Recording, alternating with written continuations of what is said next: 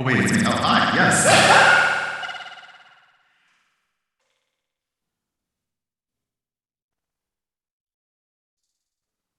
Oh, all right. Well, we're still Okay, one sec. Damn. They can see us. Okay. Okay. Oh, yeah. Hello, everyone. I think do we still have an echo? No, I think we're okay now. Yeah. Oh, excellent. Okay. Yes. Hello. Welcome to Rivals Waterdeep, because that's us and you're here. And yeah, that was quite an entrance for all of us. Power of the carnival. That's right. Do you know everybody had Wild. fun? But yes, so we are here today for episode 4, and it's not just about me, but it is for right now about me. I am Brian, Urban Bohemian, one of your co-DMs, and I am joined by the lovely. Well, I don't know who the lovely. No, it's me. Hi, I'm Eugenio of Jazzians. I'm your other co-DM today. We are excited and off to a good start for episode 4. We were just talking backstage about how next week is like mid-season, which is wild. But here we are. Let's go around and do the other introductions of everyone that we've got with us. We do have one missing cast member today, so we are sad to be missing our murder burb. LaTia is out at Gamehole Con, and so Dahani will be silently following our crew today. But who are the rest of you who are here today with us? That would Shareef. Yeah, I was going to say start with somebody. We'll go around that way. Yeah. I'll start. Yeah. So I'm Shareef, he, him. I'm playing Shaka, Tiefling, Celestial Warlock, also he, him. And looking forward to today's game. Yeah. That's it? That's all you got to say? Oh yeah, nothing else happened. Nothing else going on. Nothing else going on. Good? Sure. Okay, no, cool. just Okay, cool. Well, congratulations. I have a new playing this game NPC. with us today. I have a new NPC. Yes, you do. Yes, you do. You know, Yes, you do. that consistently needs healing. And yet you're here. That's commitment. Exactly. And was it manual prestidigitation to kind of clean up?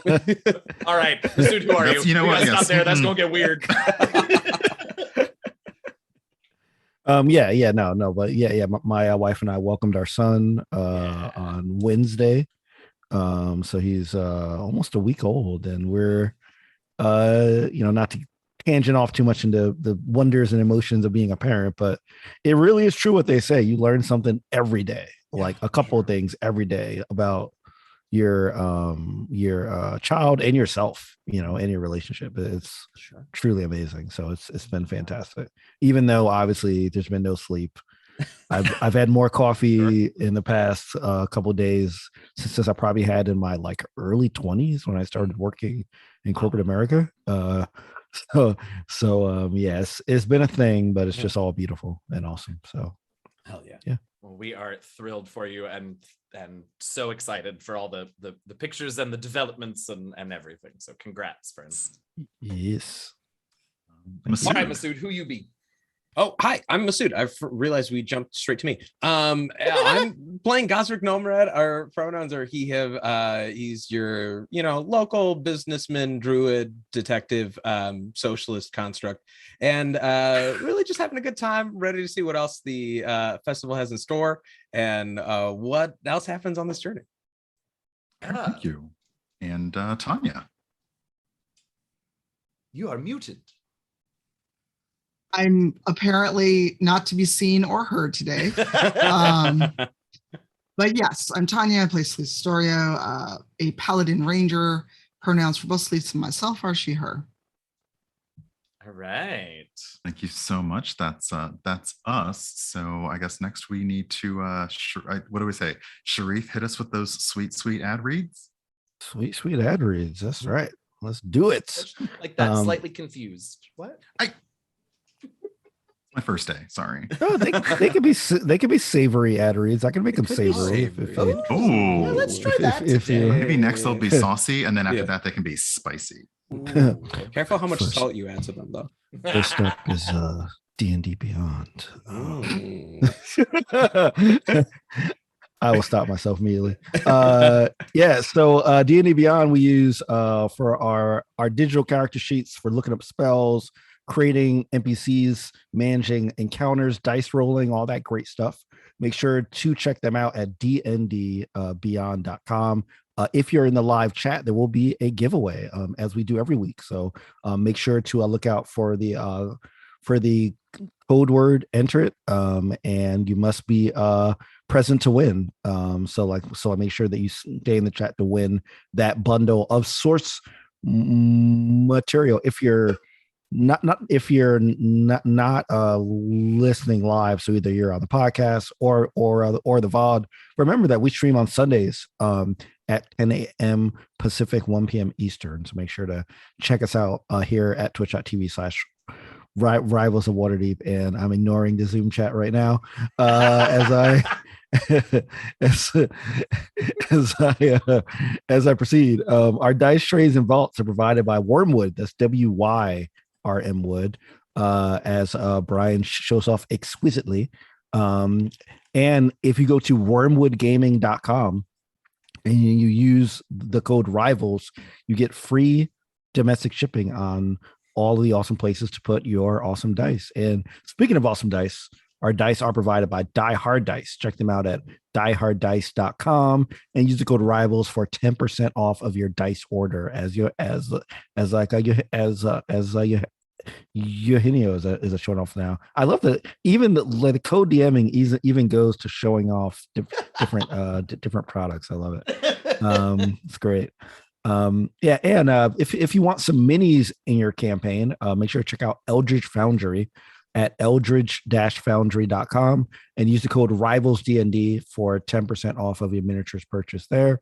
If you want assorted geeky swag, some shirts, some mugs, some masks, all kind of good stuff, you can use our mug model, Mr. Masood Haque, and go to shop.stormcrow.com and use the code RIVALS for 15% off of your order there. If you want to sound so silky smooth like the Rivals crew, make sure to check out Blue Microphones at crew.bluemic.com/rivals. Any purchase you make at that link will get us some credit. So make sure to make all of your purchases at that affiliate link there. Also, if you're into those video games, check out Idle Champions by Codename Entertainment. Shaka, Selise, and Dahani are selectable characters in the game, and it's available everywhere. It is free to play. And if you type !code in the chat, you'll get a free Electrum chest every week, and that helps you to gear up and to a level up and to take on those more advanced levels. And also Warriors of Waterdeep is a mobile game that we're also lucky enough to be working with. And if you type !WoW gems, then you'll get a free gems every week in that game. Sorry, I haven't been sleeping a lot, so my words are slurring together a little bit. I was just helping you with the visual representation of wow. Yeah. Yeah. So those thems be the ads. Heck yeah. Awesome. Thank you so much for that, Shareef. And I believe next, to kick us off into our recap. Unfortunately, LaTia, our whoosh captain, is not with us this week. She is conning it up at Gamehole Con. So we're gonna pass the whoosh.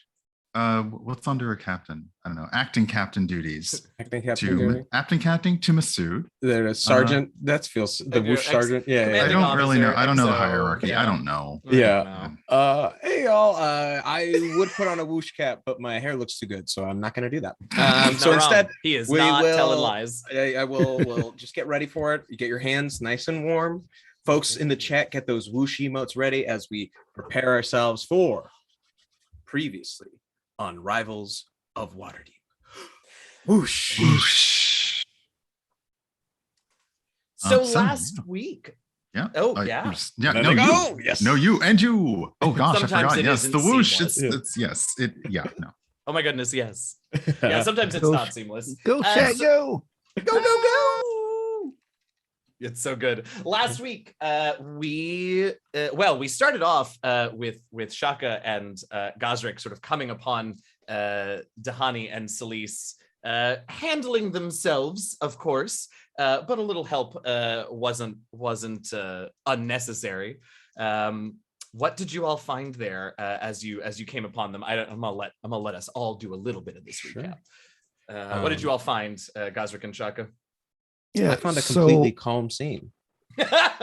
Yeah, so yeah, I ran in and I fingered of death this creature, followed by Gazrick running in, and I'm sorry, Brian, for saying it in that way, but hey, it's all good.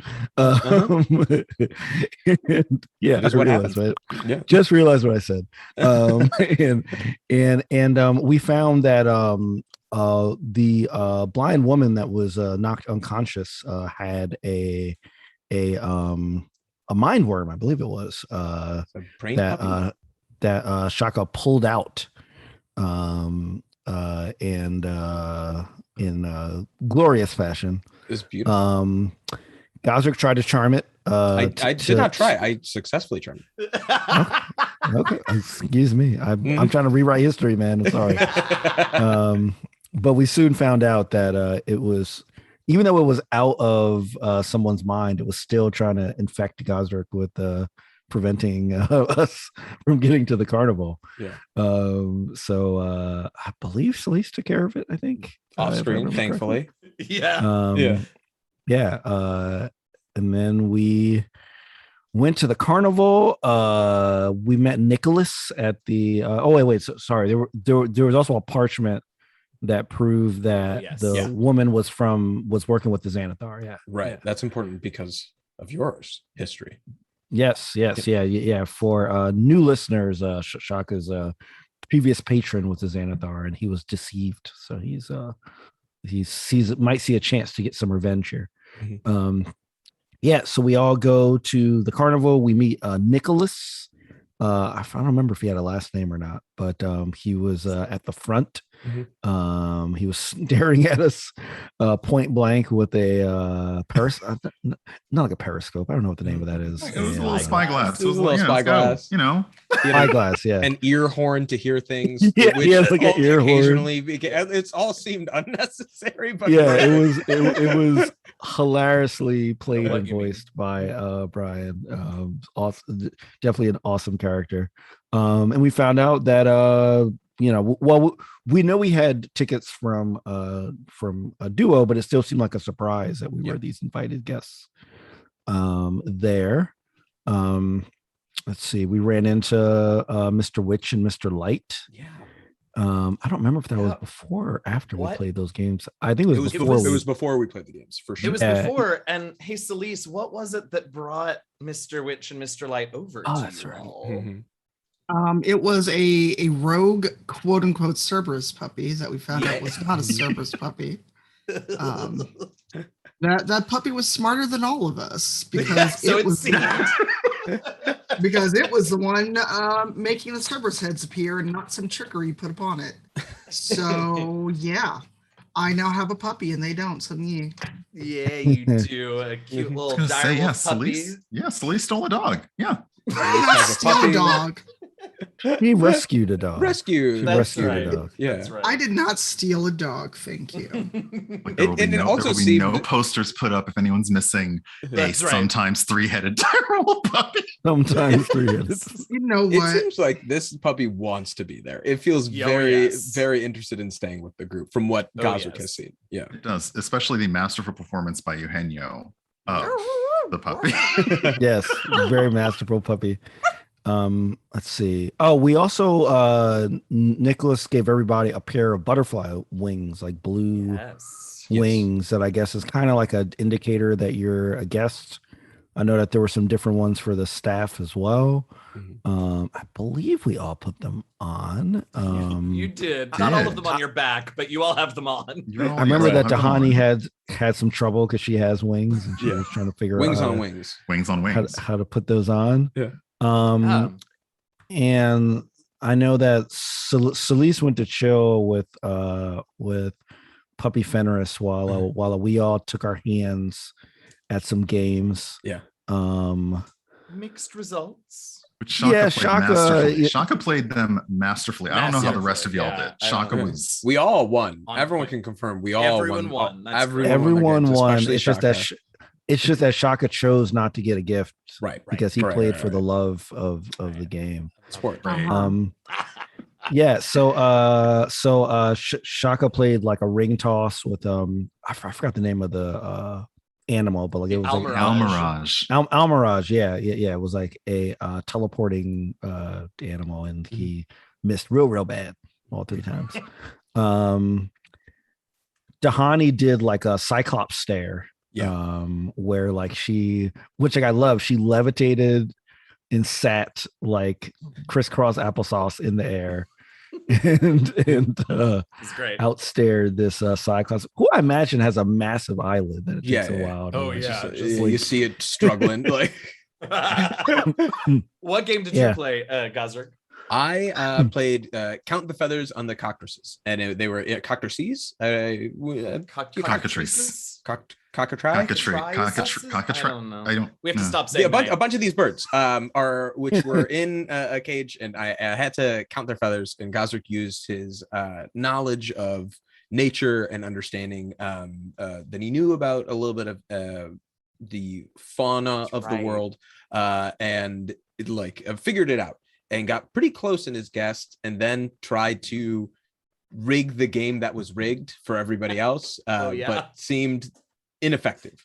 But yeah, it was a good idea. You just weren't probably not the first in the history of the carnival to try to do that. Right. No, like Gazrick was the first one to think, hey, let me shout out the answer I just got. Yeah. Really?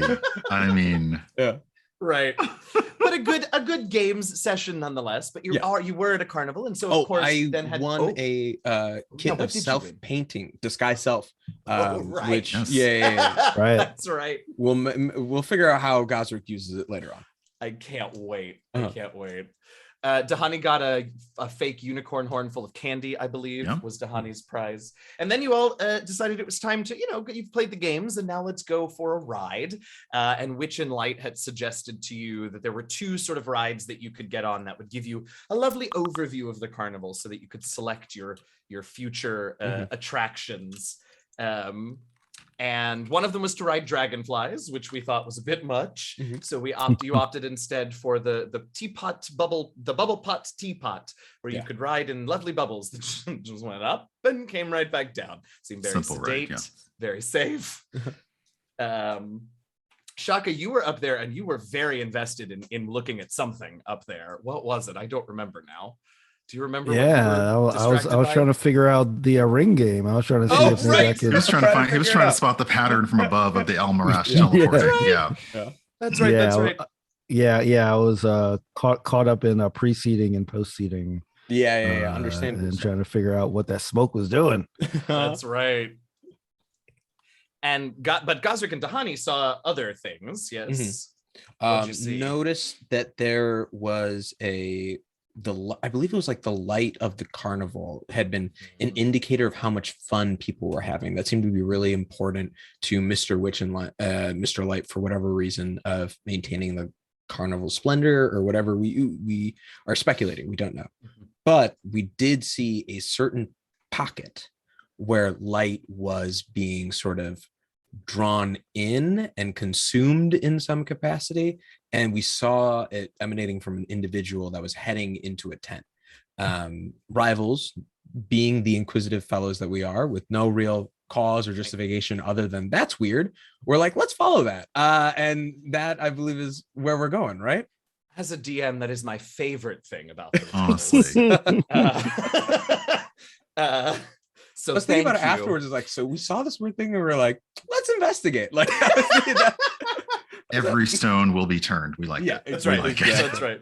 I appreciate it. That's exactly right. You saw him by the Hall of Illusions was the tent that you spotted this individual at.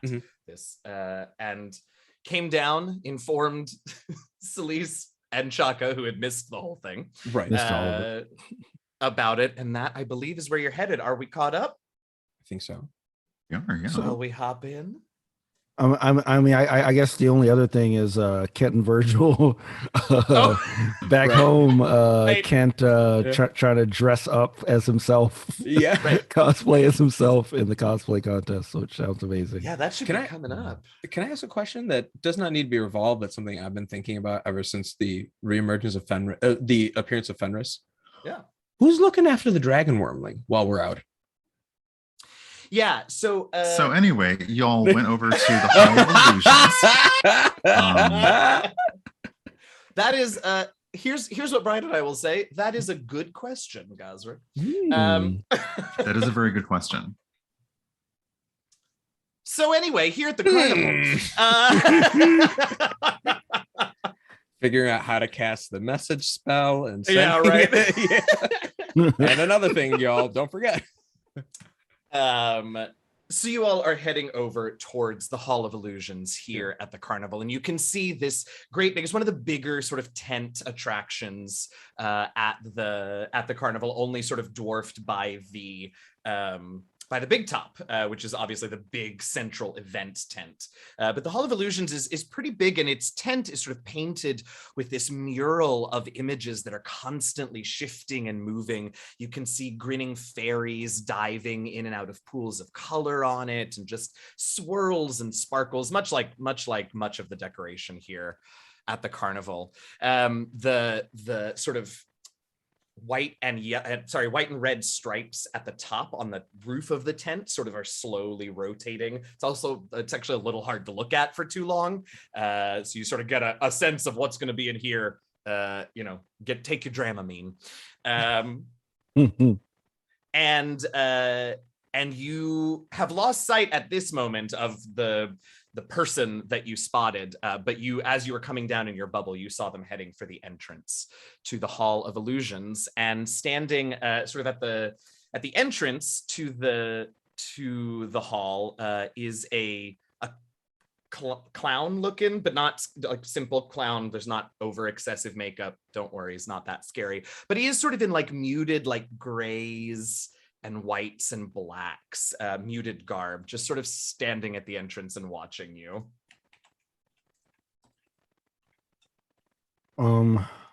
Watching us, like, because I imagine there's a lot of other people around. Is he like, does it look like creepily watching us? No, he sort of looks like you've seen he has monarch butterfly wings on, so you know he's staff, and he looks like maybe he's like the ticket puncher for the attraction. Okay. And has just noticed the four of you or five of you with Fenris. I like under my breath was like, I think this guy's supposed to greet us because we're VIPs. All right, let's try and get in and see what happens. Well, how about we walk in like we're supposed to be here? And maybe he won't even stop us. Like I mean, that's a good idea. Let's go. And by that logic, it's like, oh, so glad to be here. Us VIPs on our way to enjoy the Witchlight Carnival. Yeah. And you see, that is out loud, Gazrick. Yeah. From the quiet hustle, and whisper. Yeah. Okay. And you see the mime sort of, the clown rather hears you and waves. Expectantly waves and beckons you, and he beckons you forward. Yes. Okay. I turn to Selise.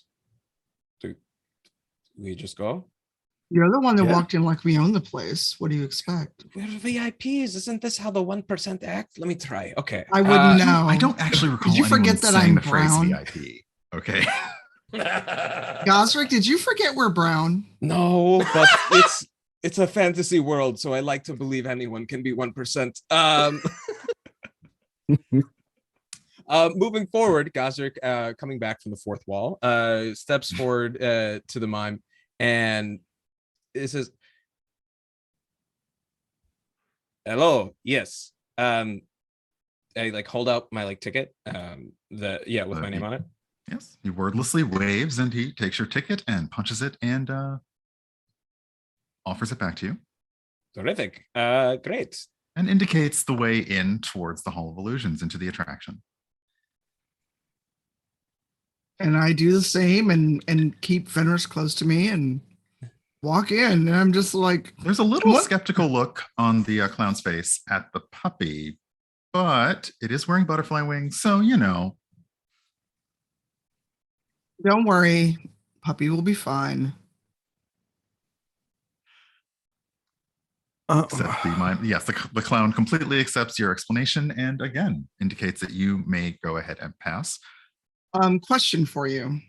If I kneel down and like do the come here motion, would Fenris jump in my arms so I could carry him? Why don't you make an animal handling check and let's find out? All Fenris right. really likes you, but also you just met. I'm still in my Pikachu head get working out in the the size Pokeball? the size differential here. So yeah, Yeah. I'm like, Not a Carried ton, him. I have to tell you. Yeah. I mean, if it doesn't work, it doesn't work. He may be Absolutely. an independent puppy that doesn't want to be carried. That's Exactly. right. That's totally fine. That is a 14. I think right now he is so curious about what's in here that he nuzzles your hands that you're holding out, but then like sort of walks forward towards the hall on his Okay. own. All right. But you don't get the impression that like he doesn't want to get carried. He's just very curious right now. Okay. As much fun as I am having miming taking all of your tickets, I think we can safely assume that Yeah. the same thing Rest of happens yes. with Tanya Yeah. and Shaka. Got it. Yeah.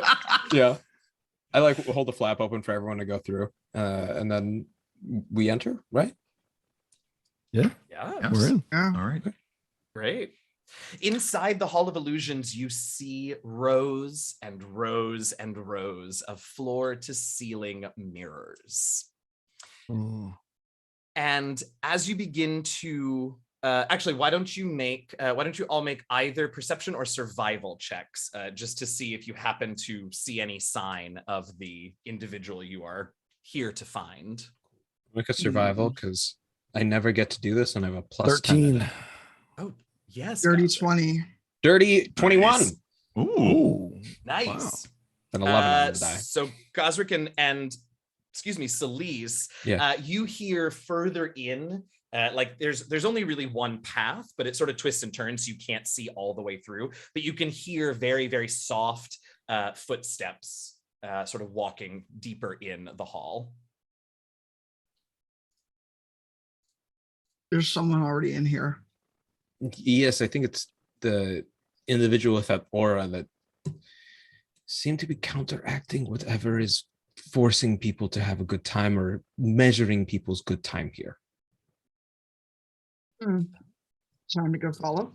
I mean, does that sound good to you, friendverse? Huh? You sniff them out? You want to go sniff? Are you talking to Fenris? Yeah, I'm like eye level with him. I am looking directly at him. Yeah. I'm sorry. Are you roughly of a trying? Are you height. trying? Are you trying to give Fenris orders? No, I'm just gauging interest. That's just like, do you want to Wow. do this? I didn't say anything. That was a don't speak to me or my pup ever again. Okay. Like, no. But in the meantime, it is someone further down this hall, and we should follow.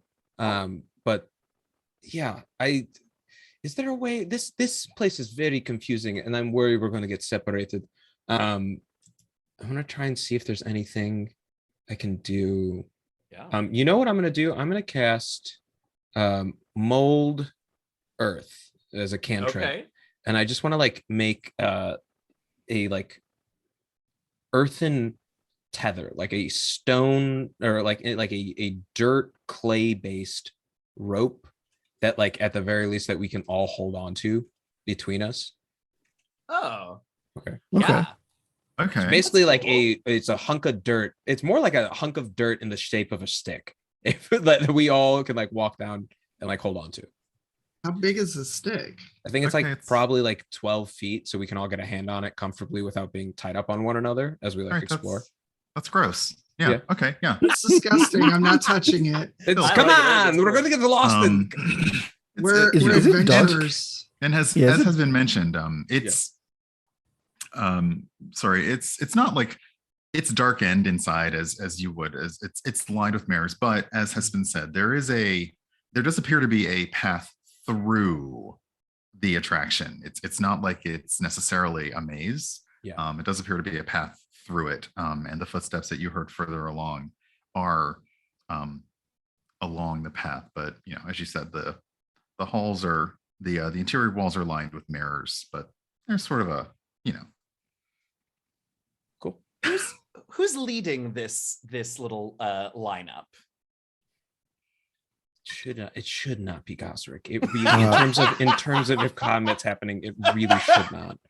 I think Shaka would like to. Yeah. Okay. He's still trying to redeem himself from the ring toss. Sure. So I think he's gonna attempt to take point here. I think that's great. So Shaka, as you lead your companions into the Hall of Illusions proper, and you begin to look at the reflections in the mirror, you don't see exactly what you would expect. You see, well, you tell us what you see, Shaka. What did Shaka look like as a little boy? Oh man. He looked like so Shaka's always had these sort of misshaven or these like sort of uneven horns, right? So he even had them when he was younger. So he always tried to wear some kind of hat or bandana or like something on his head to like hide them, right? So he definitely has that. Little scruffy, I guess. And was always sort of like not overdressed in terms of like fancy stuff, but like overdressed in terms of protective stuff. So if like so like he'd always have like say like I guess like equivalent of a large puffy coat or like a big protective scarf, like that like kind of stuff. If you kind of imagine like the scene from A Christmas Story, if you've seen it, where Ralphie's brother is getting dressed up in winter garb and he can't move his arms. Yeah. So he's not that bad, but like that's kind of the vibe I'm going for. That like he always looked more protected than the rest of the people he was around. Mm-hmm. Yeah. I love that. And all of you see this reflection of little Shaka as you come in. And who's right behind Shaka? I guess it's me. Okay, so as you enter, you see this younger version of yourself too. And what do we all see, Selise? How young? Well, so it as you move deeper in, you get older and older. So I think the youngest is like, I don't know, maybe 5 or 6. But if you want to give us closer to like preteen, we'll see it all along the way. So preteen Selise is brown skin, hair in braids, pulled back in a ponytail, traditional kind of villager garb of rough pants, rough tunic, no shoes because she's a kid, and with a toy sword on her back, just kind of running around. She wants to go fight with the boys. I love that. That's awesome. I love that. Gazrick, are you in the back or is Tahani in the back? I think Gazrick would probably be in front of Tahani because in case anyone comes up from behind. Yeah. Sure. Yeah. Okay. You mean Gazrick is not on it? No. Gazrick is tiny in HP and stature, and so needs to be protected. Yeah. I love it.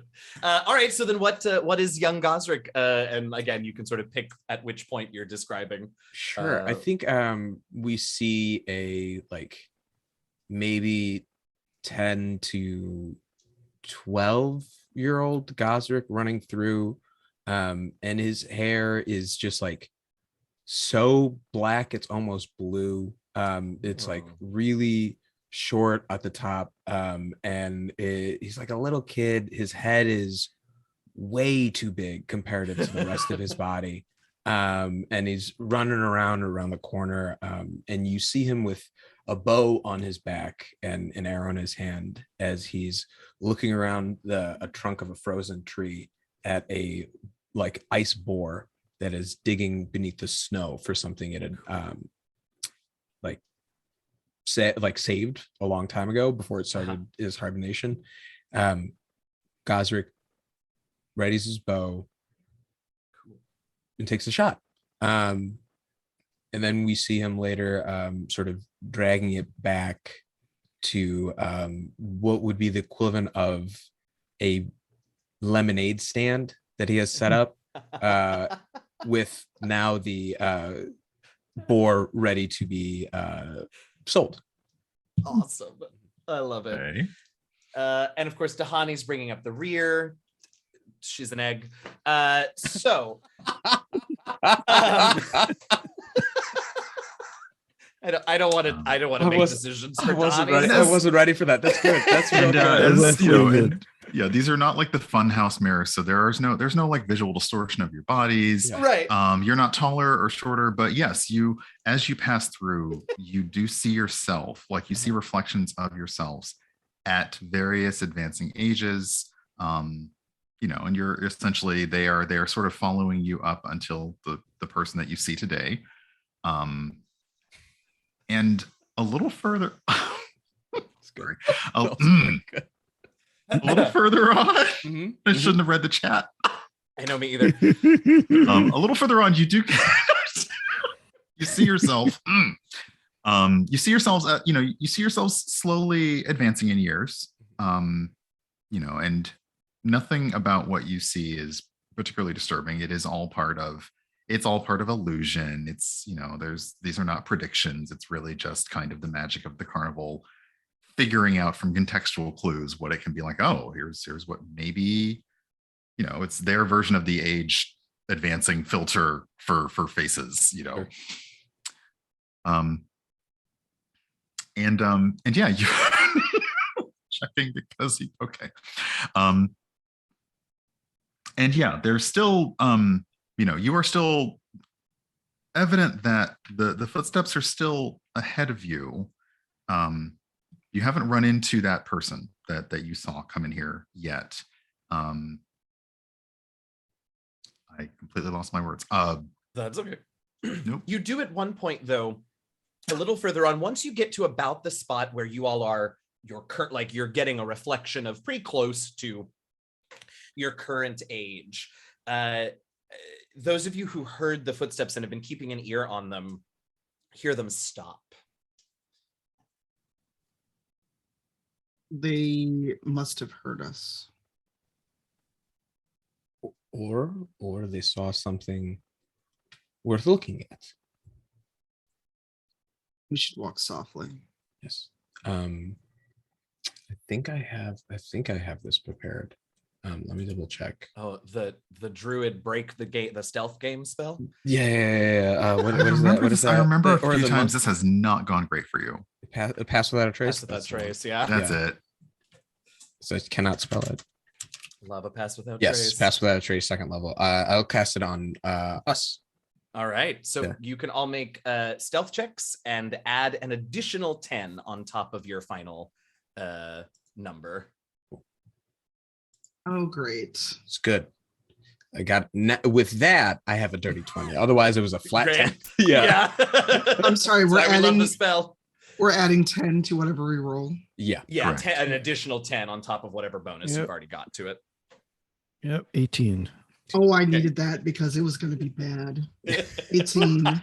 18. Good. Okay. Okay. Good. Good work, Gazrick. It's the This useful- spell was clutch. There it is. Okay.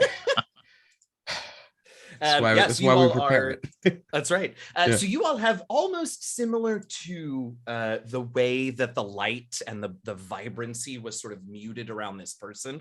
Gazrick, you sort of pull it in on purpose, and it's not the brightness of the colors doesn't dim, but the light itself around you all sort of dims, and the darkness is almost thick. So as you're stepping, your footsteps are sort of muted and like you're walking on like thick carpet. So you're all pretty quiet going forward. And as you turn a little bend, you notice two things. One is that there is a blast of cold wind that sort of hits you all as you turn this bend that came out of nowhere. And I don't mean like a cool breeze. I mean like cuts through you, depths of Chicago winter in one of the streets that makes the wind even worse cuts through you. Most of y'all know what I'm talking about. Yeah. The one that's there to just offend you. Yeah. Yeah. So we're on that stretch of State Street where the wind it's just exactly comes the down. one. Yeah. Oh my gosh. Exactly the one. I know where that is. And the other thing you notice, because we all know how to avoid it when we need to. The other thing you notice is a person, a sort of cloaked, hooded person standing in front of a mirror, sort of at the far end before there's another twist in the walkway. And you can't see what they're looking at, but the mirror is definitely radiating light. And we all still, so we're in this muffled space. So what do we close in? Do we get closer? Because what is it that's behind him that captivated him? Well, it is a shining mirror. Can I make like an Arcana check on what, like, this whole place has been interesting, and I think like walking through it, I get like the major gist of it, but this feels weird, and I'd love to. Yeah. That's cool. Yeah, I think we should observe from afar. Yeah. You know. Yeah, make an Arcana check. Selise and Shaka, if you want to make Selise, you can make a perception check. Shaka, you can make perception, but I'll also take history or insight for reasons, if either of those are better for you. Easy. I got a 13. Oh, it's magic. For sure. I was hoping on a nature check, but nah. Soon, don't worry. I'll make a note about. Let me make a note of that. Okay. Yeah, right. All right, I'm going for perception then. Nice. Okay. Please be the 13. No, sorry. What was it? 7. 7. A 7. Cool. It's just real cold, and the pupper is like trying to now Fenris is like trying to hop up and like in your arms so that you two can snuggle for warmth. Like it's a whole thing. Now you want to be held. No. Yeah, I got a 13 on history. 13 on history, you said? Yeah. I think you recognize this person, Shaka. Oh. Not as someone that you have met or you know personally, but this hooded person fits the description of one of the other warlocks of the Xanathar that you have been trying to find. So somebody that I would have seen a photo of or some sort of Okay. Got like a description of and got a, somebody to do a sketch of, so you could, I don't know how you went about finding them, if you were putting up flyers or if it was just for you, but there's something about this person that just like the identifying characteristics that you were told to look out for one of the warlocks looks a lot like this person. Right. So I'm going to turn to Gazrick and Selise and say, that's one of the Xanathar. If we attack now, we'll have an advantage on them. Okay. Dahani, what do you think?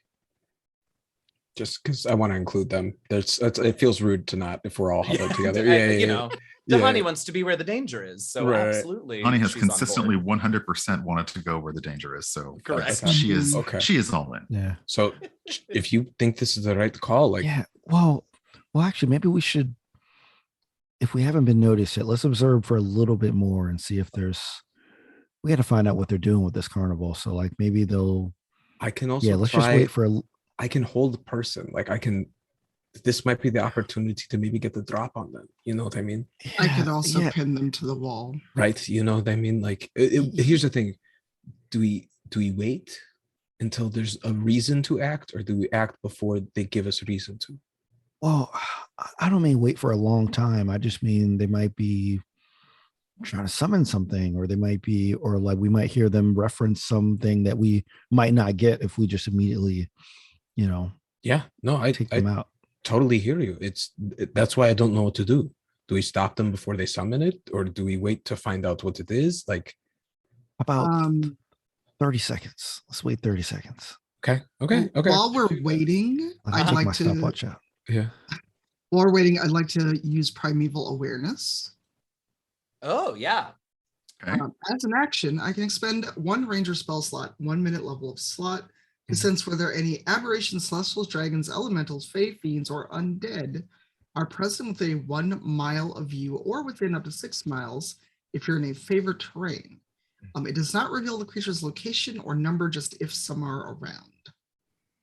I don't think I have to roll anything, just No. an action. Definitely you ping an aberration. Oh. And definitely you also ping elemental. But you said it does it tell you where how specific is the information that you get? Just that they are there somewhere. They are within a mile, not where specifically or how many. Okay. So yeah, definitely aberration, definitely elemental, and then was Fae was also on that list, right? Yes. Yeah. So probably unsurprising considering what this carnival is. You also get like a very strong Fae ping, but that's not surprising. So I relay that to the others. Okay. As that happens, you all are standing there for your allotted, Shaka's timing you, your 30 seconds allotted time.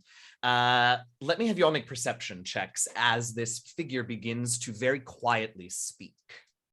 Oh. Got a 1 + 5, a nat no. 1. So that feels good. It does Nat look 1. cocked, but I will take the nat 1. Hilarious. Yeah. I only got a 9. Wow. Okay. Selise? This place is not kind to me. Oh no, today. No, my Grey Warden dice have failed me. No. That is a whole 11. Nice. It's 10 better than me. It's the highest out of all of us. Yeah, I don't. Okay. You did not fail us. We all failed. Yeah. When I roll for Dahani, maybe that'll be better. Well, so yes, I mean we can, and it looks like someone has rolled a perception check for Dahani. Unfortunately, I don't actually think. Oh shit, she does. What? Yeah. Okay. So Dahani hears this individual and is able to tell you all that what they said was sort of nonsense as far as she could tell, but it was definitely spoken in Aran, the primordial dialect of air, which she does in fact speak. Wow. Oh. That is impressive. That the truly the one person who could get that. Okay. And as they speak this nonsense Aran phrase, there is a sort of swirling flash of bluish white light, and that cold wind blows by you again and sort of seems to settle in this area. And the figure sort of looks around, but you all are shrouded in shadow, so doesn't spot you, and steps into the mirror. Cast hold person before they make it into it. Yeah. Ooh! All right. I should have said that was my held action. That was the work? action that I was holding on. Yeah. Shall I give it a roll? Yes, you got to beat a 18. Is this a challenge? How on a does this wisdom work? saving Wisdom save, I think. Yes. All right. You want to roll it? You want me to, Brian? Oh, you go ahead. All right. We got some popcorn. It is an 18 to save. That beats it. Okay. Yeah, so right. That's I will say though, there is a brief hitch, almost like the figure sort of stumbles a little bit, and as it does, it turns to face. It just turns to sort of see what they tripped over, and you, for the first time, the four of you get a decent look at the figure's face. And you just see, they don't seem even aware of it. It's really, really tiny, but you just see a little glowing symbol on their forehead, very similar, well, in fact, identical to the mark in that letter that you all found on the woman.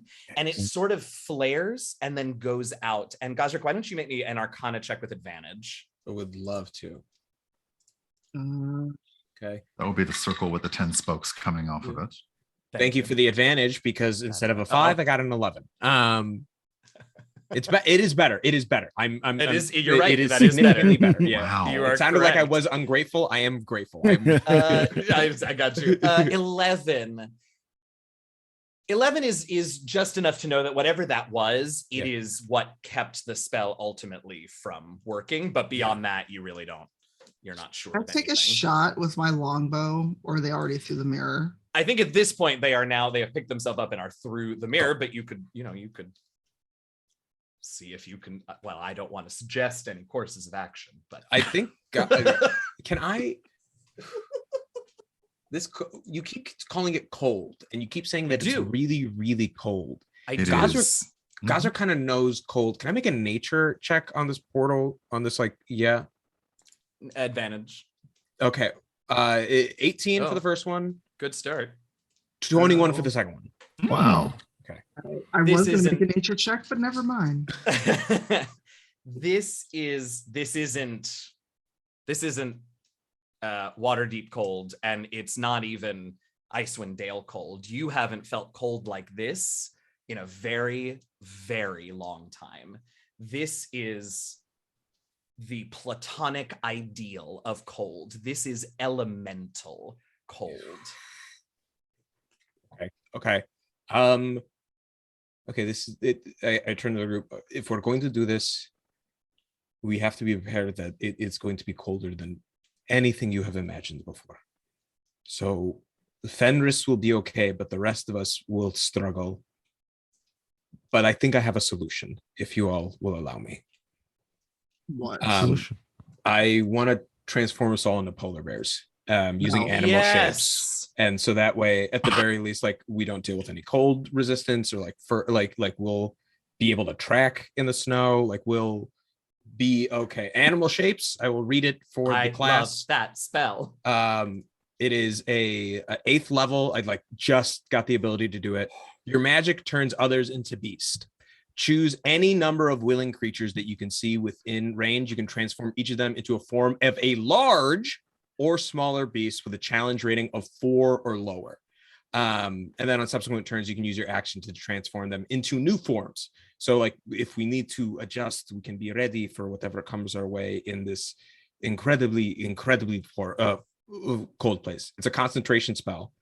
So if I get hit in some capacity, it will do it. But basically it allows everyone to wild shape, and then have the ability to continue to wild shape if on my action folks want to. Cool. Yeah. Oh my gosh. Take inspiration. That's incredible. Thank you. It's a cool spell. It is great. Yeah. But I turn to the group, because it's you have to be a willing creature.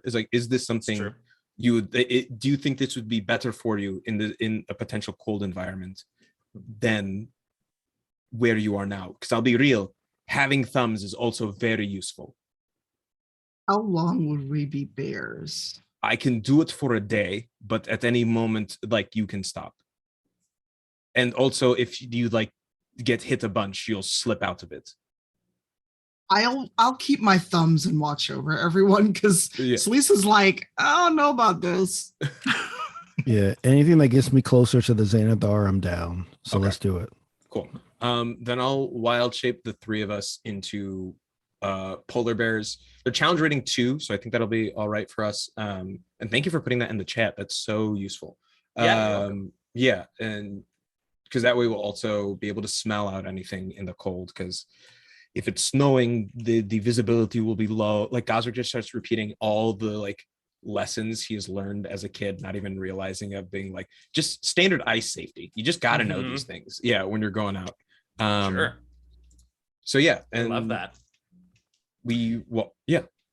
I was so as you're casting, suddenly there are 3 polar bears and a Selise, which I love, and you all can sort of see that swirling light that sort of exploded out as this individual spoke Arin, begins to sort of swirl the opposite direction. As if perhaps whatever that person did to the mirror is closing. Mm. Gazrick should falls on move. gallops as hard as he can. Yeah, I'm definitely going toward the portal. Yeah. Question: is Dahani a polar bear? I guess that would be up to them. When they get back, they can decide, right? Yeah, I Yeah. think Okay. it's a fair bet that LaTia will probably be fine with it, but we will double check on that when she Okay. gets back next week. Right. Also, just a weird character. I guess I call this the Incredible Hulk question. If I turn into a bear, like does my hat expand? Does it rip? Does my robe rip? Does it expand to fit my new bear body? How does this work? Are you bears in tattered people clothes or just Yeah, bears? exactly. I think it's like the way the wild shape works is that like almost your clothes become your fur and like it becomes a part of your fit. I'd imagine, especially for like Shaka, you don't even realize it's because your outfit is so white that it like sort of grows out and like before you know it, it feels like a second skin. And then it is your skin. Awesome. Yeah, like so cool. Is there a like particularly signature like I don't know decoration or design or something on your hat that might appear in the fur on your head as a polar bear, Shaka? No, not particularly. Not particularly. All right. yes, Windswork. If you want to be a polar bear in pants, you have to set the pants aside before you wild shape. That's right. That's right. That's right. All right, so we got 3 polar bears, a Selise, and a direwolf puppy. What do y'all do? Gazrick, you said you were set on heading through the portal. If we notice it's coming undone. Yeah. I think Gazrick also as a polar bear has more HP than he normally does, so he feels much more adventurous in that. So yeah. Oh, so now you are an adventurer. Right, absolutely. And a bear, it lives for adventure. As a bear detective and bear businessman and bear economist, like that was a lot. Okay. Right. That's absurd. All right. Through you all, is anyone not going through? We should just ask to shortcut that. Okay, thank you. Good, excellent. That would have been weird. Still one of those GM words. Yeah. And yeah, right. And as soon as the last one of you passes through, it is clear that you did it just in time because there's a little whooshing sound and a spin of light, and the doorway that was behind you is gone.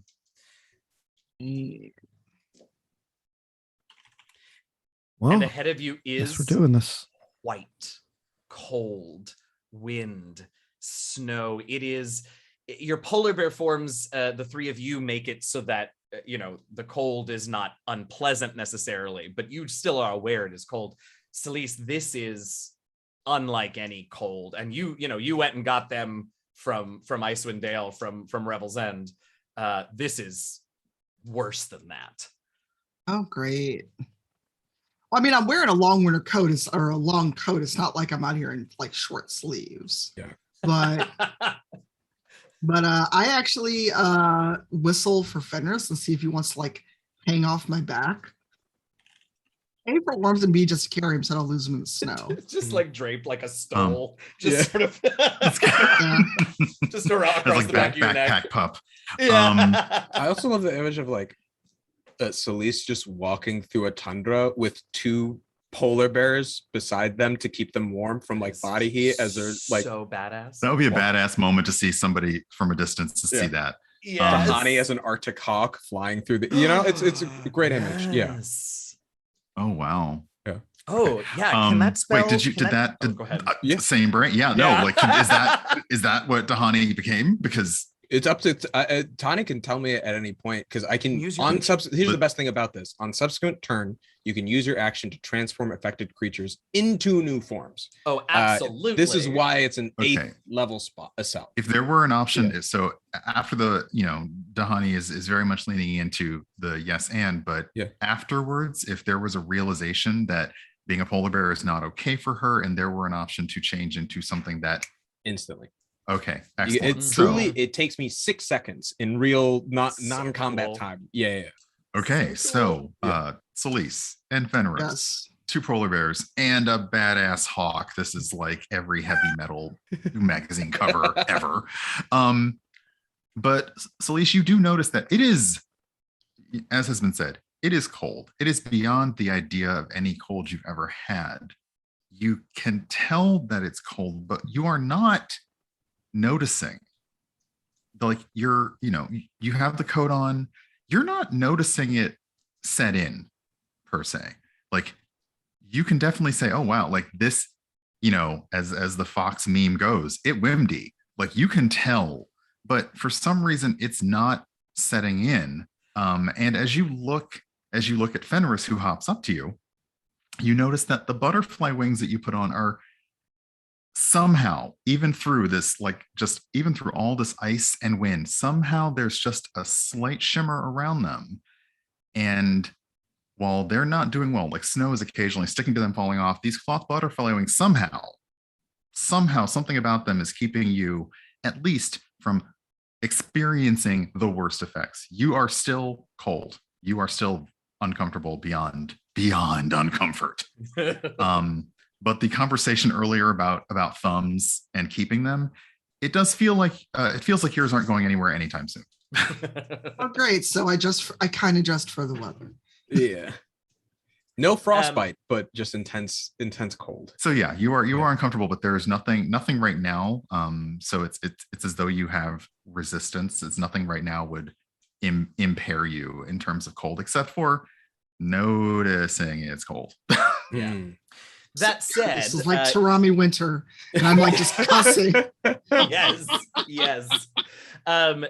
That said, the other thing that you would also notice, having a bit of experience in cold climes, not quite like this, while your polar bear friends with their great big wide paws are sort of having a relatively easy time moving about on the snow and ice, you're having a little bit of a tougher time just because the snow is so deep. So either you're sort of having to walk in this deep snow, or at places it's just pure ice, and so it's a little sort of slippery.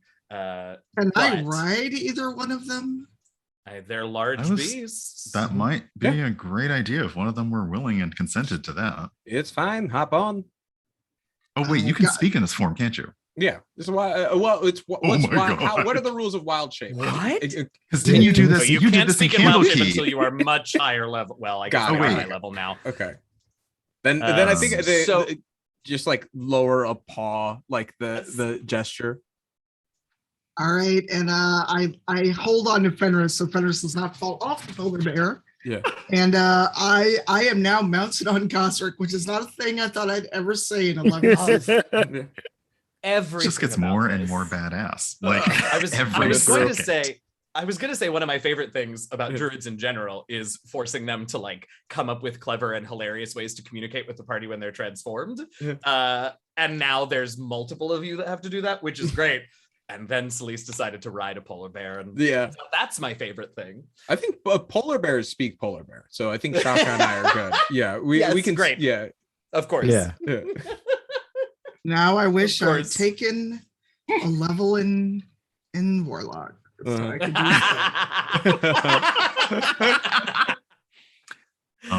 do so you Can we make can I sniff out this individual, see if I can catch a whiff of their? You absolutely can. Thank you. Because you've jumped through this for a reason. And also, I like to do that as well. A polar bear, we get advantage on perceptions based on smell because of keen smell.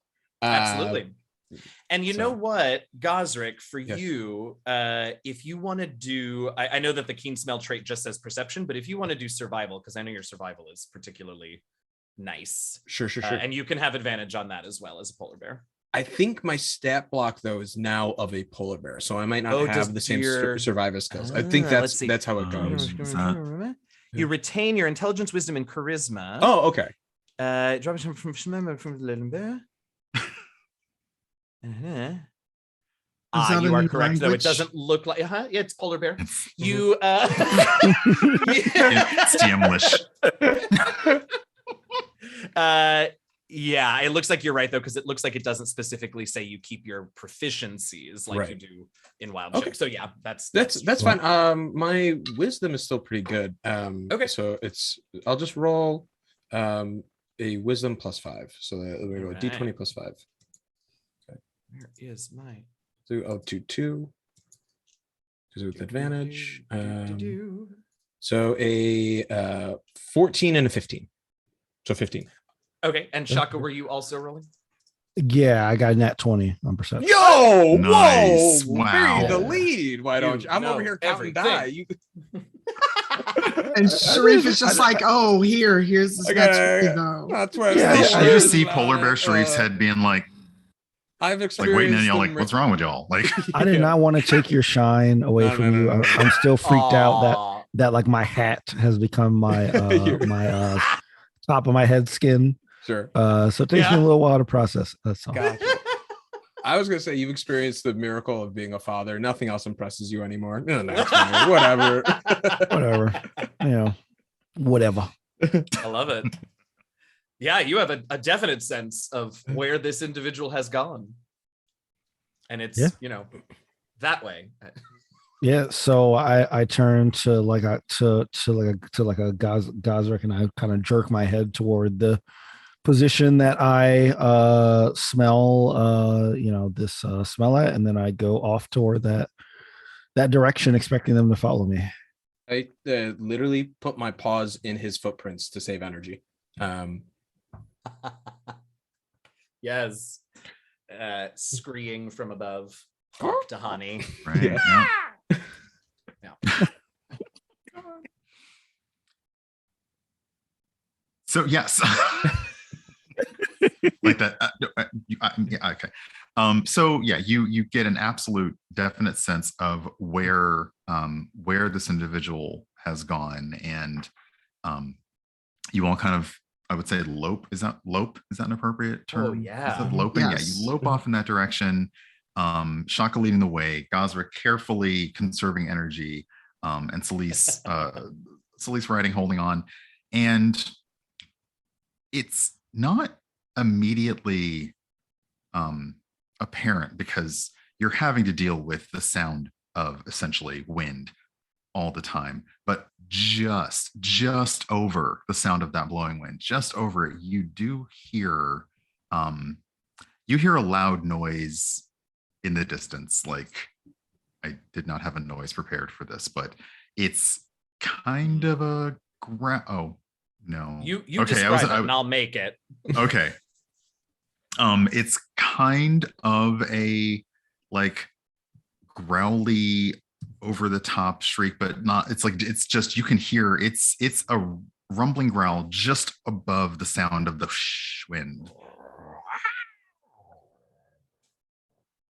And because you're polar, I have this to play with now. This is wonderful.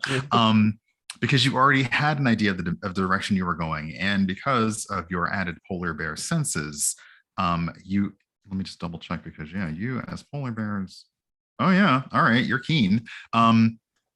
You absolutely know that this is coming from the same direction that Shaka was already leading you. So, but of course there is nothing visible, because it's, like, to say whiteout conditions is an understatement. Right.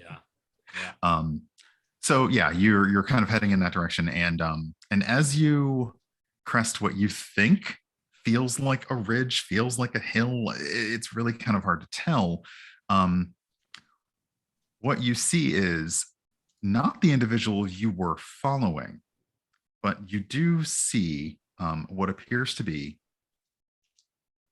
there's no other way to say it, a kaiju battle. Yeah. Happening. There are two abominable yetis facing off against some Remmerhauses. And I don't even, like, I basically, like, Yeti is like, Snow Godzilla. Remmerhaus is, what even is that? It's a really terrifying, frill-backed, like, Arctic centipede with flaming hot scales on its back. How's that?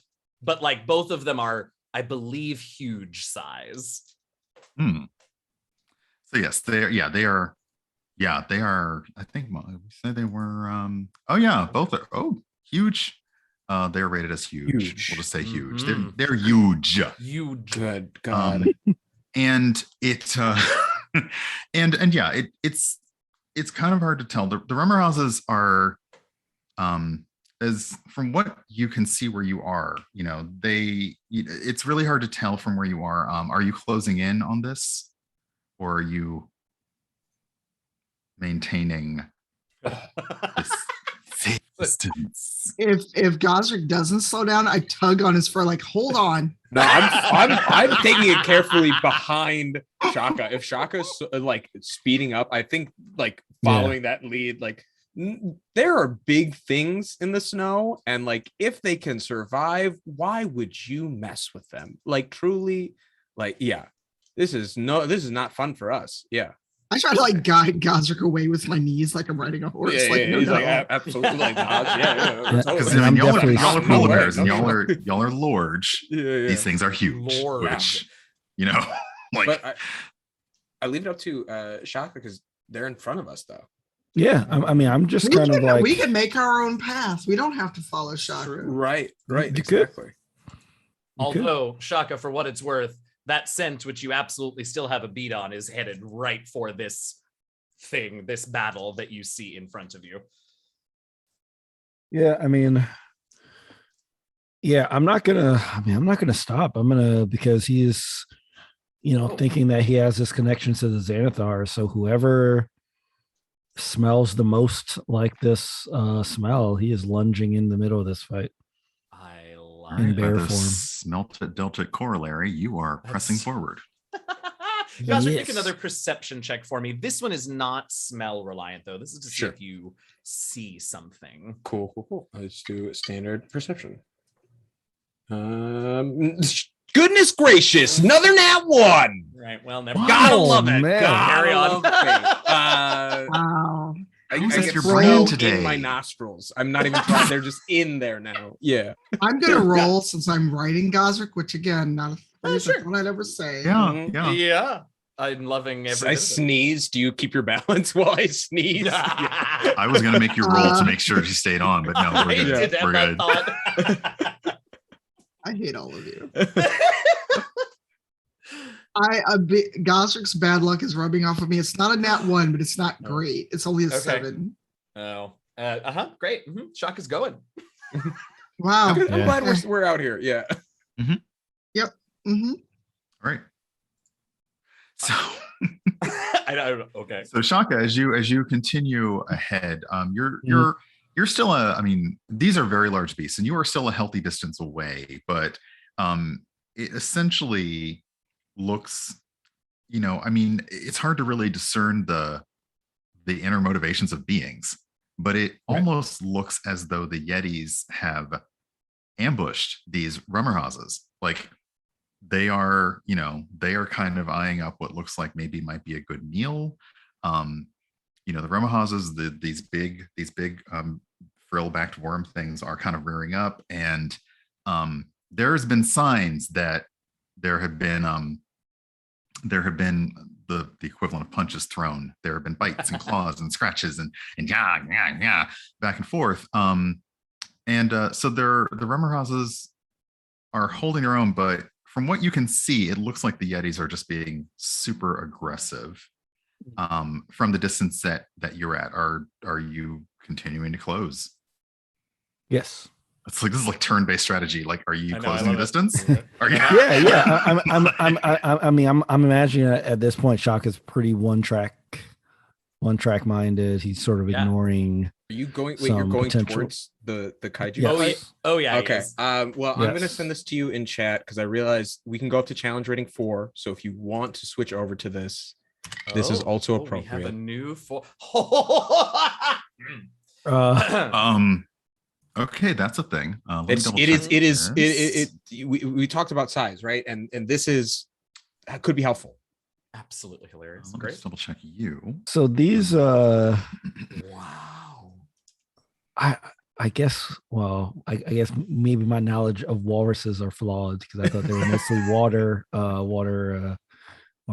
things, but you might not be the most efficient definitely in snow. Yeah, definitely slower on land. In fact, it's half speed, but damn, if you getting into a fight, them attacks. Oh my gosh. Yeah. So okay. Yeah. Then I will say if I have control of when I can change, I'm gonna run until I get some momentum, and then I'm gonna jump and then change in midair into this walrus. It's a giant try to- walrus. Sink my teeth into you. Yeah. Now, to be very clear, this is a giant walrus that is the same size as these Yeti and Remmerhauses. It is also huge. It is a so huge. Oh, Yeah. Yeah. That was the polar big bear thing. is 12. A typical adult weighs 12,000 pounds. Sweet. Okay. Then, Okay. Yeah. Then hey, I'll make my there entrance you known. are. Yeah. I think we have to roll initiative now. I'm afraid we do. Oh my gosh. All of us okay. are just Shaka, because Shaka was the one that ran up to these things. Yeah. I think you should all roll, and if you Yeah. choose to spend your turn observing the kaiju battle that is now Sure. a three-way kaiju battle, that's fine. But this way, if at any point you do decide to hop in, we're ready for you. Got it. Okay. Do I roll for 18. Fenris, or does he just use my initiative? I don't remember how the ranger How class says do they to do do it, that? but it is just in my book. If you don't mind, let's just have Fenris act immediately after you on your turn. Okay. It's just easier to keep track of for No, my taste. all of my dice are going to jail today. Oh no. D&D got a Beyond has given five. me ones and other ones. So I These don't are think- it might my just be own all of us. dice on my Yeah. desk. Cool. I'm not Okay. even rolling. Yeah. I got Uh, a whopping 5. Oh, a nice. 5. All Solid. right. Let me Okay, roll for the 18. creep. Oh, well, for what it's worth. Uh-huh. I'm not rolling Not great on my me. end either. Wait, Selise got a 5? Yeah, Okay. which means I got a Um, 2. Would you say it's been a short rest since the last fight, since we kind of been chilling around the carnival? Oh, yeah. I think that's fine. Okay. If any of Okay, you need to alright. hit Oh. short rest, you get your spells back. So, yeah, for sure. All right. Sounds good. Okay. Okay. Hold on. All right. Me- This is We the get one one. tricky thing This- about the combat is we have to make sure Yes, that I'm we just both like, have wait the a same second. Okay, there's a initiative lot of list. creatures. Okay, let's see here. So we're back up to full HP then. If you want to use hit dice on a short rest, then yeah, just make sure you mark them off, but that's fine. Okay. Okay. Mhm.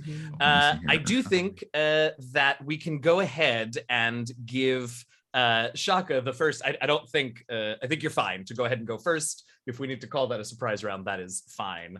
Yeah. But So we're definitely don't stop the body flop. Like, Yes, we're definitely you are. body flopping.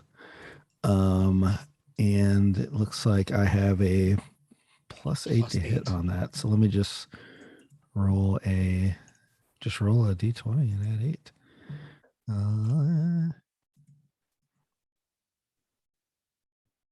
See. Whoops. Okay. Yes, this is awesome. Yeah, Oh my it's, gosh. it's Walrus rolling in. is- Can't All right. wait. So I have a 15 on the body flop. Nice. And you're going after one of the Yeti or one of the Rimmerhas? I'm going after wherever that smell is the strongest. Like wherever that initial smell is the Oh, strongest. Interesting. Or like, is it in the general area where I can't It- distinguish it at this point? I would say the smell that you're tracking has led you to this general area, and between the cacophony, the noise that's happening, and the smells of the new creatures, it's moved into this is generally where they were. Maybe once you can get past this, you can pick it up again. But Okay, got you. you know that it led them here, so you Okay. at this point, yeah, you can't really. It's a general area. You know they were here. Okay, then like I'm just gonna go for the closest one and hope I can topple it onto the others or knock it into the others. Yes. I love that. I don't know if a 15 hits though. Oh yes, a 15 does hit a Yeti. Nice. Okay, sweet. All right, then 2d8s plus 6 bludgeoning damage. So let's Oh my that's gosh. Nice. That's good. That's Um, nice. And then I think you also have multi-attack if you want to use your Yes, tusks yes, I do. too. Oh my Yeah. goodness. all right. Yes. So then for the body flop, I get 14 damage. Yes. And then on that same Yeti, I'm gonna attack with my tusks. Which is also another +8 on the D20. Incredible. All right. So I get a 23 to hit. Oh, that'll hit. Great. Wow. With Oh, the that'll do. tusks. And then I get 3d6 plus 6. Oh. What? This is good. This is a good day. All right. So I get 19 points of damage from the tusks. Holy banana phone. All What's right. the total? What's the total on that attack? 33 total. Yeah. Walrus powers. Let's go. Let's go. Yeah, right. Let's go. Shaka, at the end of your turn, make a perception check for me, would you? You no longer have keen smells. Oh. But you can hold your breath for 30 minutes. You can hold it for 30 minutes. So that is useful. Oh, jeez. The walrus, I think 12. you have a keen smell, but not keen smells. Not keen smells. Yeah. A 12. Yeah, you are in this battle, and you have smacked into this yeti, and just the smell of this yeti, and it's sort of like, clearly like its fur is sort of dirty, and you can smell past kills on it. It's like a real animal sort of smell, and it is strong. Okay. The Remmerhas actually, they see, it is very clear to you, Shaka, that you happened to attack a Yeti. The Remmerhas sort of see that and move to get behind you almost, so that you are between them and the Yeti. Not like they're trying to flank you, but that they're trying to use you as protection almost. Yeah. Whatever worms do. And that's what they're gonna do. Next up is Gazrick. What are you doing? That is a very good question. I can't do, unless I change into something else. That is what I would use my action on my turn. So what I'm gonna do is then I'm gonna hold my action, actually. Okay. I'm gonna hold to turn into if I need to get closer and like turn into another giant walrus to join into the fight. That is my held action. Yeah. Just turned into Manimal, and I'm so happy. Yeah. I know, I'm so happy. At the end of your turn, go ahead and also make me a perception check. Cool. Gazrick. And not smell based? This one for you could be, yes, actually. Cool. Need to be real good though. 8 and a 7. I'll take the 8. This is it's your friend Shaka, but also this is very cool. Yeah. That's all really that you're getting. Yeah. Exactly right. Exactly right. Okay. The Yeti that has just gotten sort of knocked into by the Shakarus. Nope, that was bad. The Walrus Shaka. I tried it, didn't work. Look, we have to workshop these things.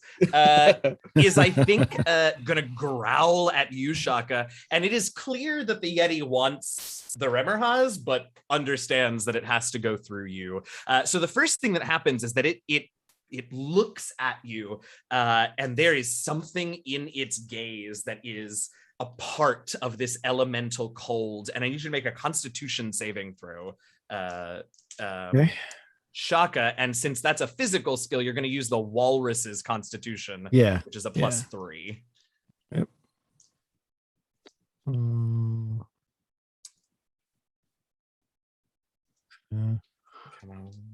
3, 16, and okay, so then that would be a 16 for me. What I have to beat? All right. Well, that's not enough. So you feel pierced through with cold. You take 20 cold damage, and you are paralyzed. Okay. And at the end of each of your turns, you can make that save again. And like I have the hit points of the walrus now, right? Like my HP is okay. And when you go to 0, you would just knock back into whatever your health points were prior to transforming. Okay. Good. So 20 cold damage. You are paralyzed, and the Yeti obviously knows this and just sort of like shoves you aside and approaches the Remmerhazes that were hiding behind you, and attacks them with a couple of claws. First one is a 27 to hit, and the second one's a 21. Both those do. Yeah. So let's see. That's 15. We got a lot of damage. He's hurting him. 15 plus 9 is 24. And the second attack is 15 plus 8 is 23. There's a 47 damage to the Remmerhaz.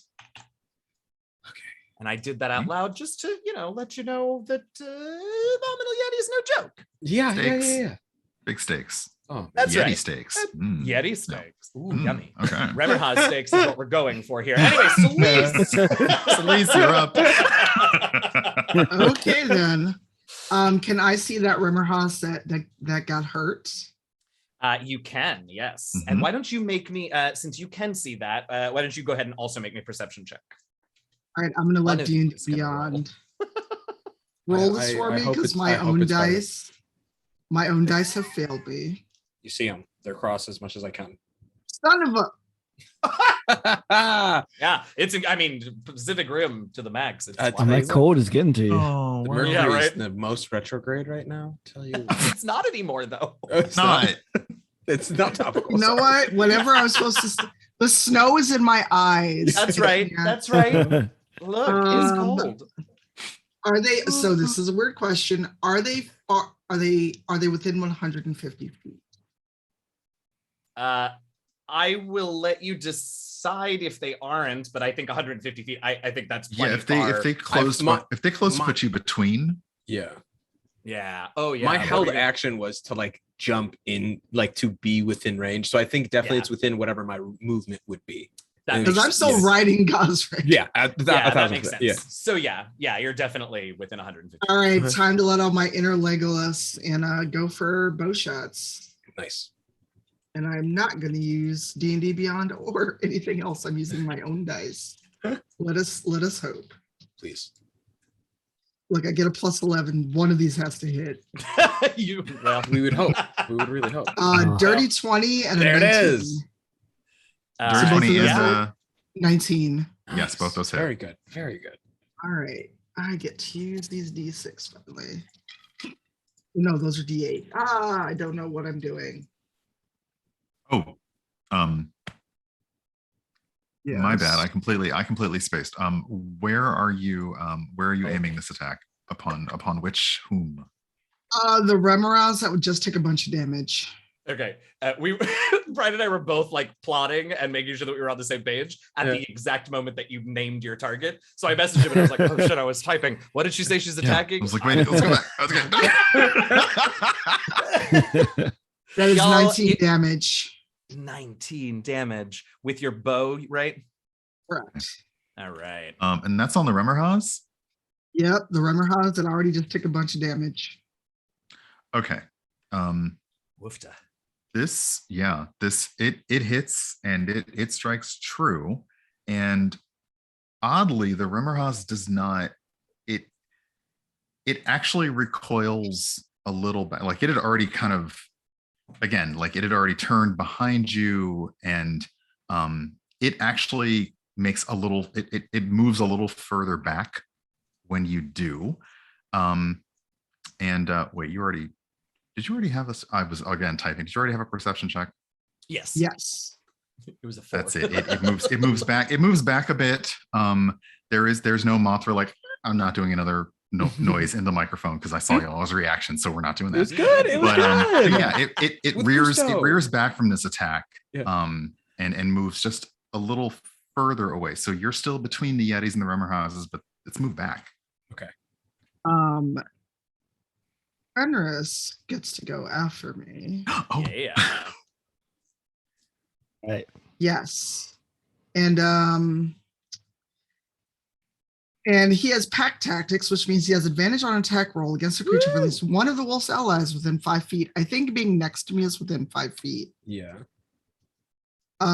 So yeah, the good boy Fenris is going to try to get in a couple bites of the Remmerhaz. All right. both Now of- I and believe both as of- your Mhm. animal companion, I think it just gets the one attack at this level, but I don't remember. I haven't Correct. looked at Beastmaster in a moment. It does. So I get one attack, but I get advantage because of pack tactics. Because of Right. pack, yes, absolutely. However, it does not tell. Wait. Okay, so I get advantage and it's +3. Oh, nice. That is a 21 on the hit. Yeah, that'll hit the Remmer house for Yeah, sure. that'll hit. Yeah. Mm-hmm. All right, now I get to use this lovely D6. And he does 7 damage. Nice.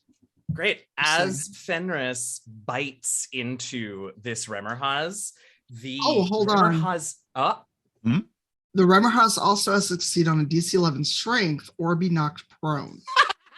Oh, I You hope You like break that- this that and Remmerhaz's one relatively ankle. tiny. That Yeah, is right. incredible. Right. Very Okay. strategic bite. I love it. It's a 23 to save. Well, not prone, but Fenris did run in and get a little chomp.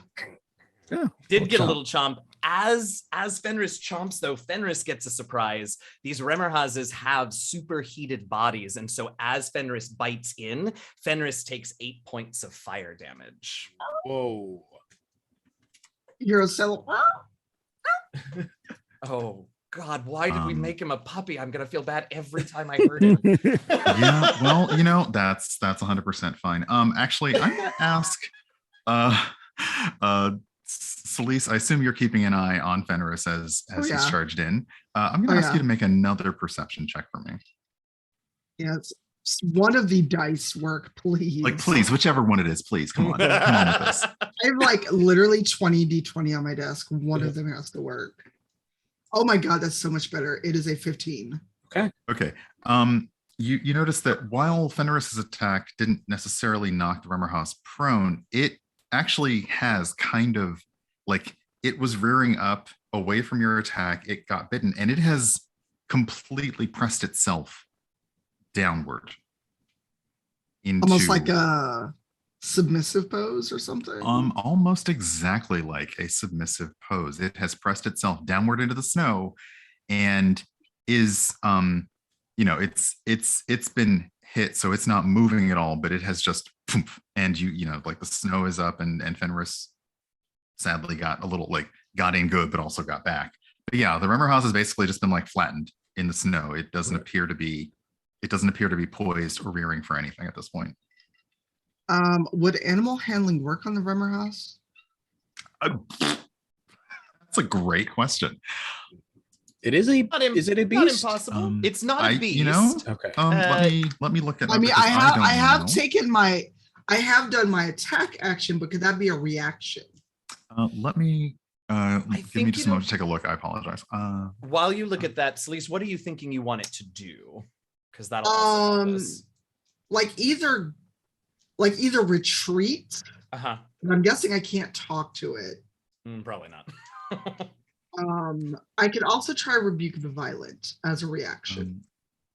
The reason you asked the animal handling question, what is your, I guess, what was your plan with that, or what was your idea that you wanted try to get it to either retreat or just ask it a question and see if it could nod or shake its head or something. Okay, in that case I would say yeah, if you want to roll an animal handling check. I hold on a second. How do I do this for the beast or for you? Well, I'm gonna roll animal handling. Yeah. Okay. Is it do I challenge it, or is it just a success? I don't think it. I think for the retreat thing, which I think is sort of the most communication in the heat of 6-second round battle. I think that's what'll be sort of the first step, and then you can try, if it, assuming it survives and sticks around, you can sort of try and interact with it in other ways when you've got a little more time. So in that case, I think let's just see how well Selise rolls. Yeah. It's a net 20 and +7, so 27. Okay, so based on that, what do you when you're are you actually taking it? Are you taking any verbal action, not action, but verbal action for this, or are you just? Because I guess I don't know if Gazrick is still holding still or not, but I just kind of hold out my hands stay put. We're not trying to fight you. Stay. Basically, I'm heal. Right. Okay, and based on that animal handling roll, I'm going to say that you can intuit that it understands what it understands based on the way that it pressed itself into the snow. It's done. And since you've done this, I'm going to ask you to roll one more perception check. And if your die hate me, I'm not going to ask anymore. I'm going to ask someone else to do it for you. I don't know. One more perception check, please. Let's try. This one die is on a roll. Come on. Oh my goodness. Oh my god, it's so much better. It's an 18. Okay. Based on that, after you Yes. After you essentially did the stay, like calm down, you kind of bring because you're still getting pelted with snow and ice, so you're basically wiping off, and you notice that there does appear to be on the Remmerhaz what looks like riding gear or a saddle of some kind. So the Remmerhaz, as soon as it was bitten, it went into a submissive pose. It essentially understood you needed it to stop, and now looking even closer, it is wearing gear that would enable it to be ridden. Giddy up.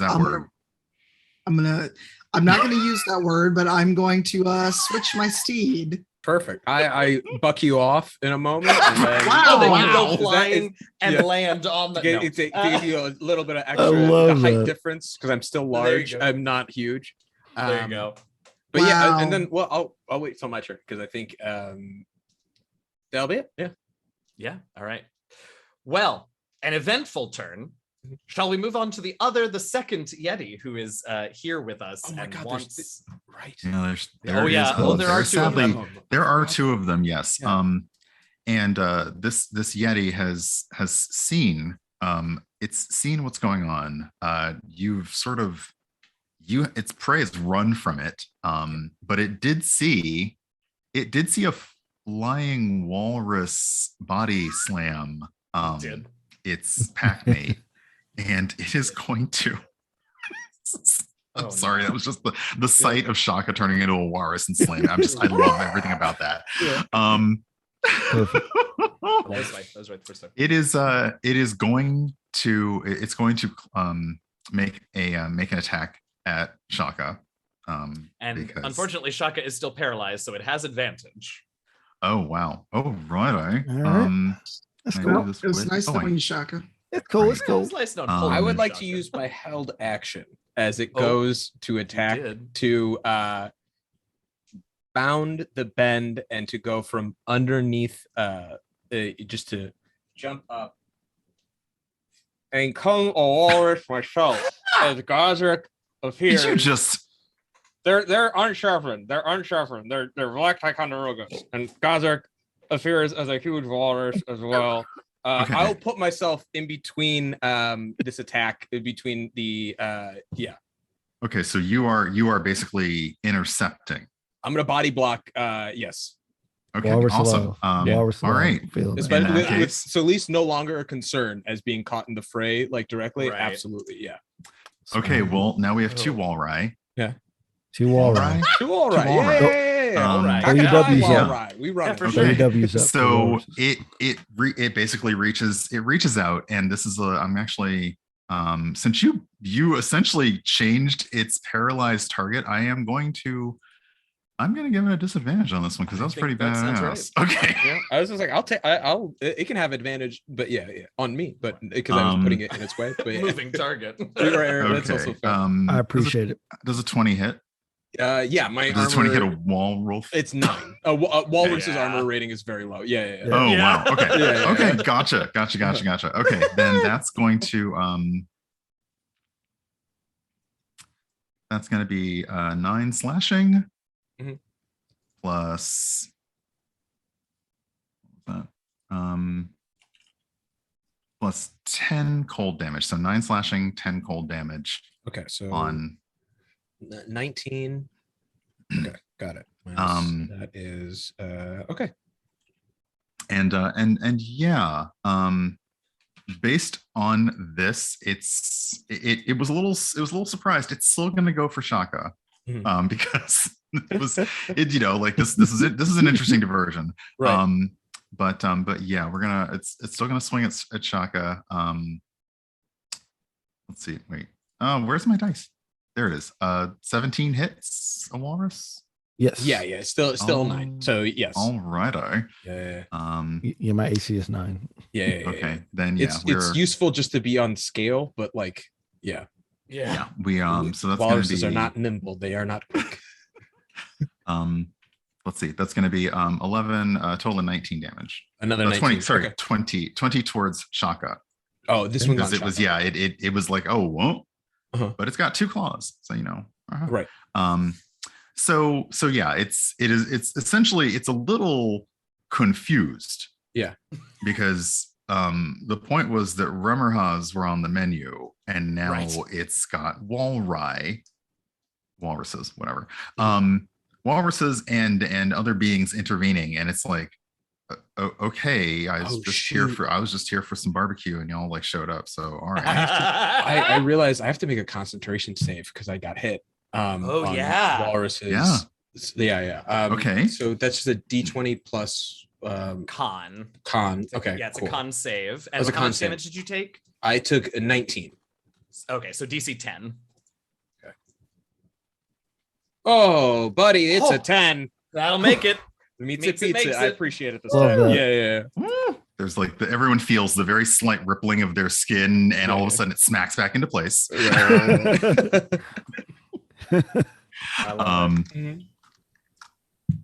Right. Oh wait, are we back at the?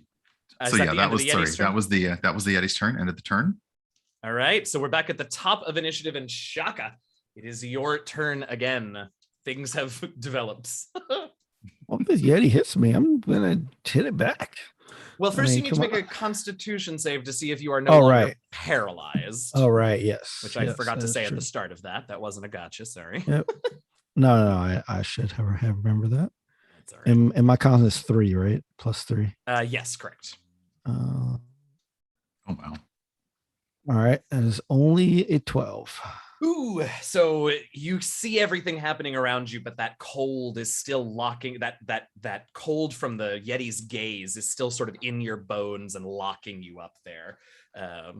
Yeah, sorry, Shaka. And like I don't have any of my reactions or bonus actions or anything that I would have as Shaka, right?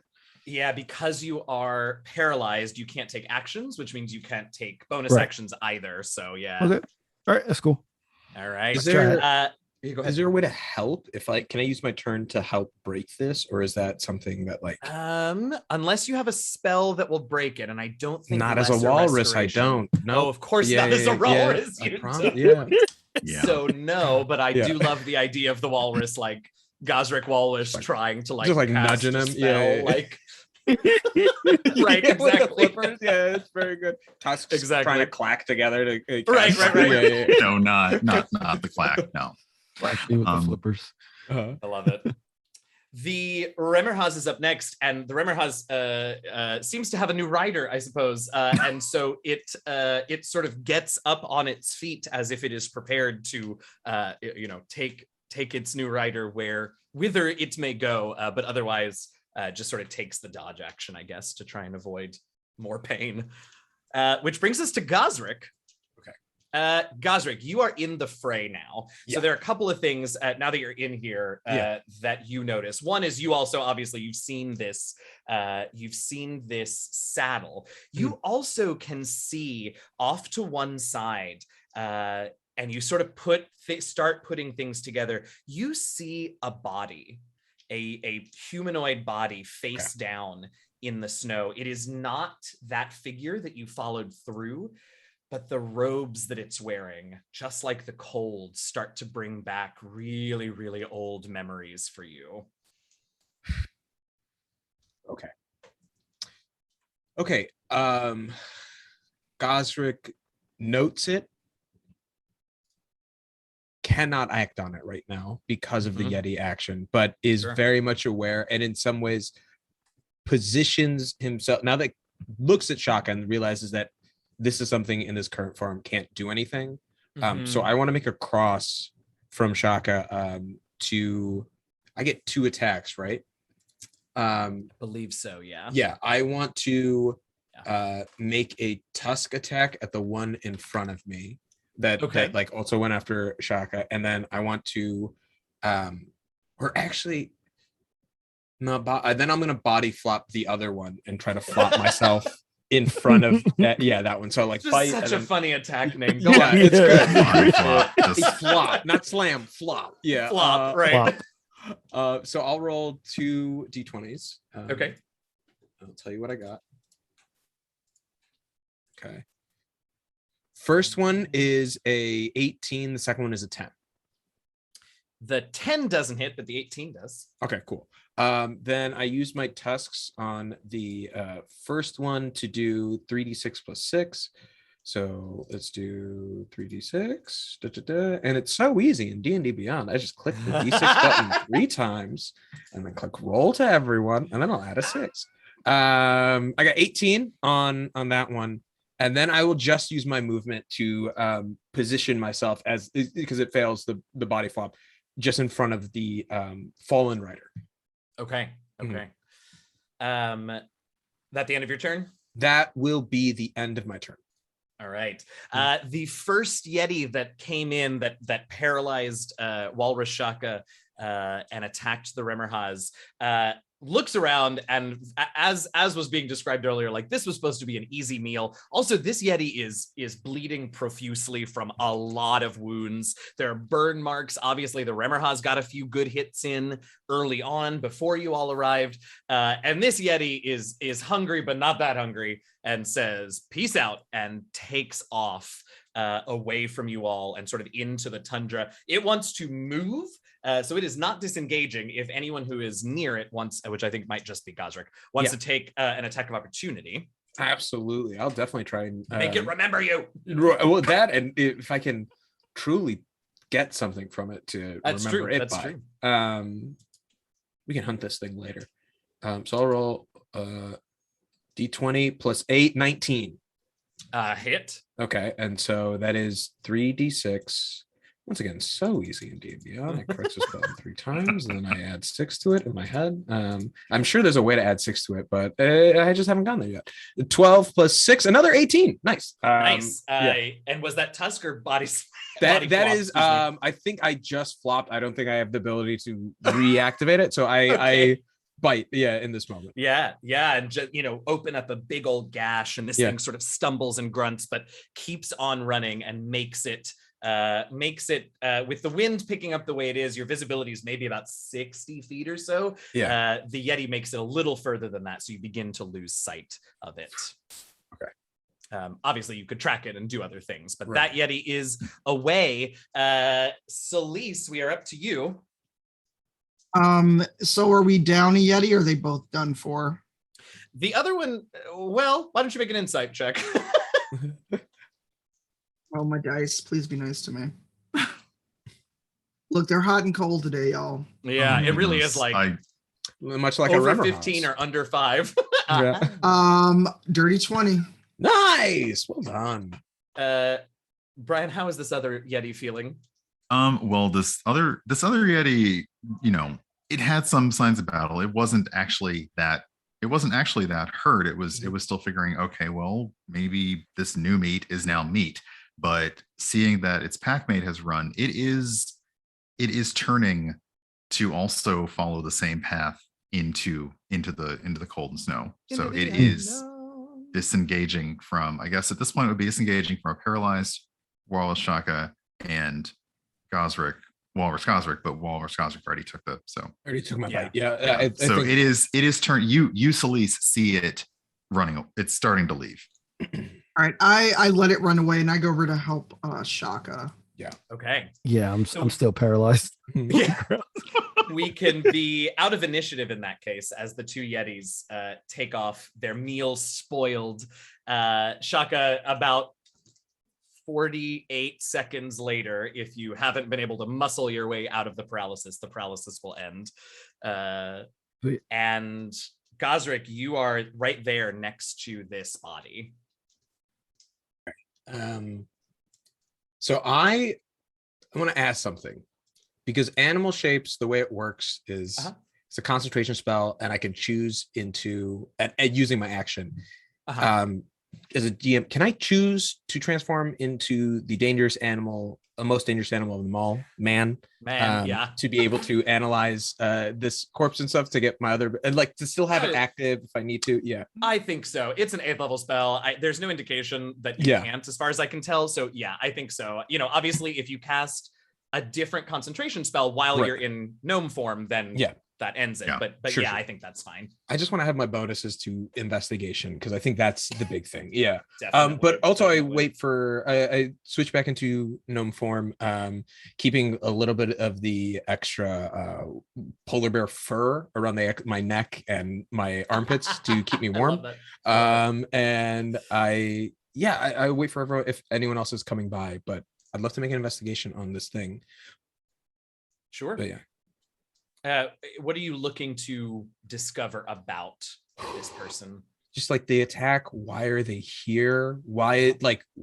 And trying to put pieces together in terms of why did a mirror in like Faerun, particularly like near Waterdeep, lead us to wherever we are here now? And is this person, this is what we were following? Yeah. Go ahead. Investigation sounds right then. Cool.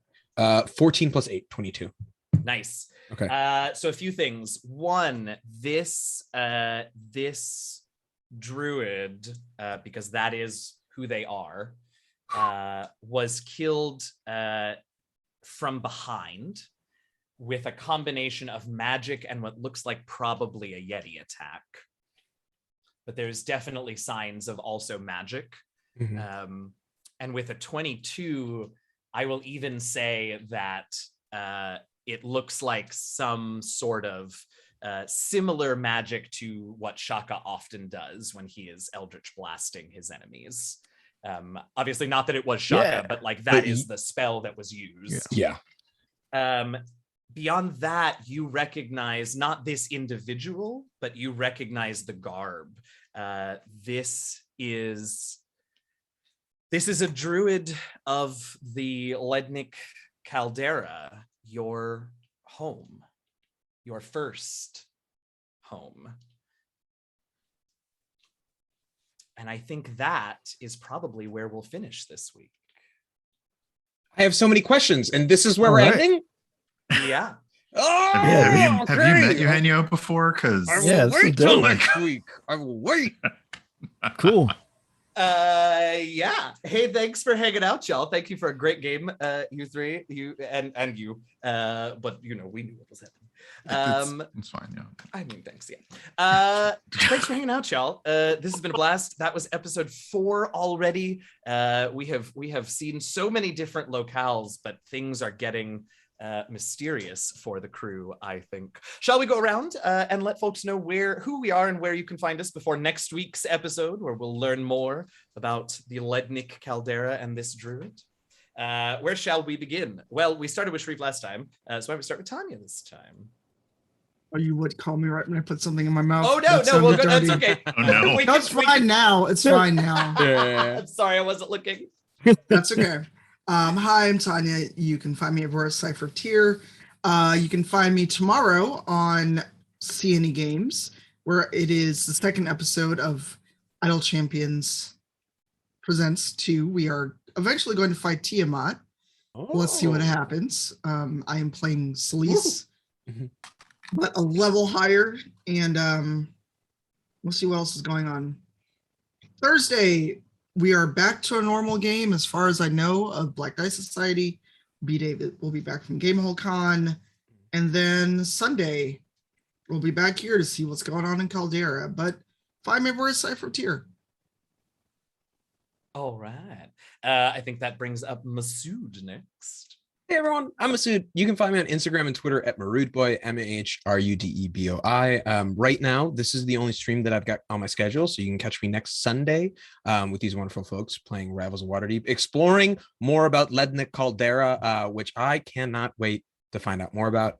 For folks who are in Chicago, I'm really excited to announce for the past couple months, I've been assist directing a show for Second City, and it's the best decision you ever made. It's going up on their ETC residential stage, their experimental theater company resident stage. And y'all, I'm very proud of it.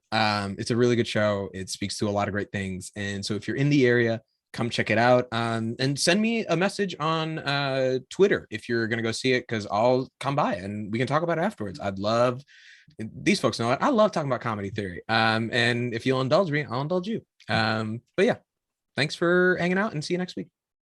Yeah. Shareef. Hey everybody, so you can catch me at ShareefJackson.com, ShareEef Jackson.com. Shareef Jackson on all social networks. I don't know if I'm going to be doing the gaming streams, kind of touch and go based on the day. Sure. But those are normally Tuesday at 11 a.m. Eastern. A lot of fun stuff out there. Just beat Metroid Dread, which is pretty fun. Well, I just started. I'm gonna ask you a lot of questions. Yeah, and like I started Eastward, which is another really fun indie top-down RPG game. So yeah, so there's a bunch of games I definitely want to play on there. I just don't want to commit to stuff when I have newborn things happening. And check out all the VODs for Trouble in Techburg. It's all on either YouTube, the audio podcast, or the Twitch channel for Pixel Circus. That is season 2 of the Kids on Bikes adventure that I go on with our producer now, with the NoirEnigma. So make sure that if you want to see his play style, make sure to check out Trouble in Techburg. Alrighty. Code DM.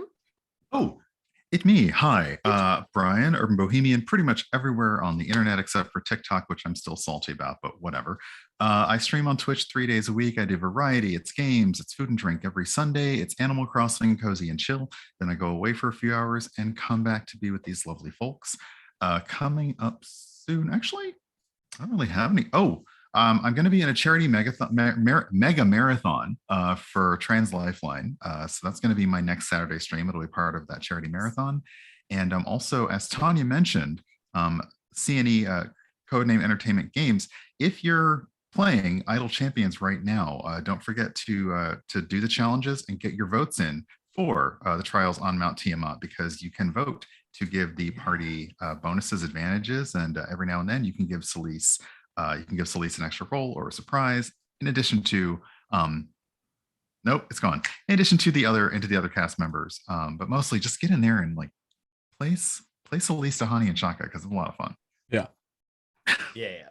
Definitely. And I'm Eugenio. I'm DM Jazzy Hands on the internet, on Twitch and Twitter. You can follow me there to find out what's going on. I am excited to get back to streaming this week. I was away all last week doing a different gig. But I will be back on my channel. Well, no, sorry. Tomorrow, first thing, I will be on the Cobalt Press channel at 6 Eastern, 3 Pacific for episode 3 of Courts of the Shadow Fae with Little Red Dot GMing, Mythmatic, Persephoroth, and Rocket Fox playing alongside me. Good shenanigans in that game. A ton of fun. Tuesday and Thursday, I will be back on my channel streaming more of the Mass Effect Legendary Edition series. We're on Mass Effect 3.